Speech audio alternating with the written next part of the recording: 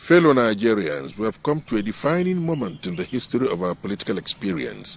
Time to choose between a leader and a ruler. A leader listens, but a ruler is autocratic. Tell a leader, we shall make this country ungovernable for you. We shall proclaim a parallel government. An attack on Boko Haram is an attack on the north. And he is not distracted because he believes in the freedom of expression. Tell that to a ruler, and he will reduce your hometown to either Udi or Zakibia. A ruler says, kill anybody who denies you your vote. But a leader says, no, no politician is worth dying for.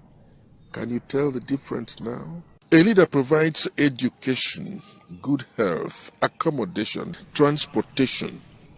But a ruler ignores all these and prefers to promote violence. Why? Because politics is a do-or-die affair. A leader preaches love, tolerance, understanding. But a ruler prefers to preach hate, intolerance, and vengeance.